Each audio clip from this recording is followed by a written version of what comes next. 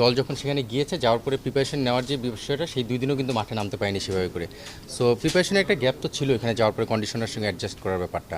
তো সেটার একটা ইম্প্যাক্ট প্রথম ম্যাচে পড়েছে, আমরা দেখেছি প্লেয়ারদের পারফরমেন্স এবং বোলিং ব্যাটিং প্রতিটা জায়গায় কিন্তু স্ট্রাগল করেছে। ব্যাটসম্যানরা যেমনটা শুরুতে করেছে, পরের দিকে বলাররাও কিন্তু করেছে। তারা হয়তো বাতাসের জন্য একটু টাফ টাইম পার করতে হয়েছে, বাতাসের এগেনস্টে, বাতাসের পরে বোলিং করার যে ব্যাপার, লাইন লেন্থের ব্যাপার, সেই জায়গায় কিছুটা স্ট্রাগল করেছে। বাট আমি আশাবাদী যে এই মাঠে আজকে আবার আমরা একটা ম্যাচ খেলবো এবং আমরা সেখানে কামব্যাক করব। আসলে প্রথম ম্যাচ অনেক সময় হয় না যে বোঝার আগেই একটা অঘটন ঘটে যায়, সেরকমটাই ঘটেছে আমার বিশ্বাস। সো প্লেয়াররা যেমন সতর্ক হয়েছে, আমাদের দেশের প্রতিটা মানুষে এখন কিন্তু সতর্ক। যে নর্মালি কিন্তু আমরা যেটা চিন্তা করেছিলাম যে ইউএসের সঙ্গে যাবে, প্রথম ম্যাচ থেকে 3 ম্যাচ একদম ফাটিয়ে জিতে যাবে, আসলে টি-20 ক্রিকেট কিন্তু ব্যাপারটা এরকম না। ওই স্পেসিফিক দিনে ভালো খেলাটা খুব জরুরি, যেটা আমাদের দল আসলে খুব একটা ভালো খেলতে পারেনি। বাট এই দলটার উপর কিন্তু আমাদের সবার বিশ্বাস আছে।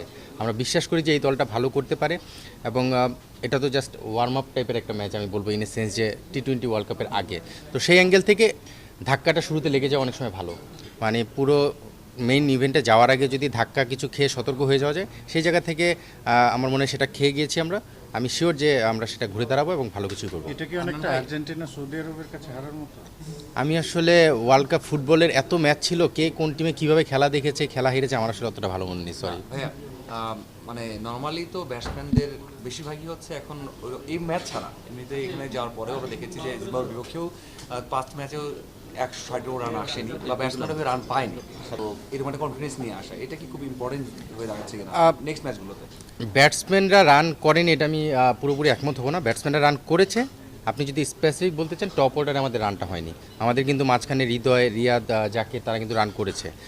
সো টপ অর্ডার আমরা স্ট্রাগল করছি, এটা আসলে লুকোনোর কিছু নেই, লজ্জার কিছু নেই, এটা ফ্যাক্ট, এটা রিয়েলিটি। আমরা দেখছি যে আমাদের 1, 2, 3 ওই পজিশন থেকে যেভাবে আমরা চাচ্ছি সেভাবে পাচ্ছি না। তানজিদ তামিম জিম্বাবুয়ের সঙ্গে কিছুটা কন্ট্রিবিউট করেছে ডেবু হওয়ার পরেও, বাট সৌম্য লিটন একটু স্ট্রাগল করছে, শান্তর ব্যাটে আমরা খুব একটা রান পাচ্ছি না। বাট এরা প্রুভেন প্লেয়ার, এদের আসলে নতুন করে প্রমাণ করে। এখানে যদি তানজিদ তামিম ফেল করতো তখন বিষয়টা অন্যরকমভাবে আসতো। বাট যারা আমাদের প্রুভেন প্লেয়ার, সৌম্য, লিটন, শান্ত, এরা কিন্তু এমন না যে নতুন ক্রিকেট খেলছে, তারা অনেক দিন খেলে নিজেদেরকে প্রমাণ করেছে এবং এই স্টেজে আসার পরে তাদের আর প্রমাণ না, তাদের ফর্মে ফেরাটা সময়ের ব্যাপার।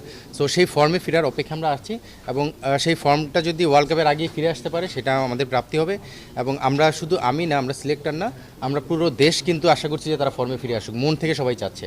সো তাদের ফর্মে ফেরাটা সময়ের ব্যাপার এবং আমার বিশ্বাস যে মেইন ইভেন্টে ঢোকার আগে সেই ফর্মটা ফিরে পাবে ইনশাল্লাহ। Thank you. Thank you.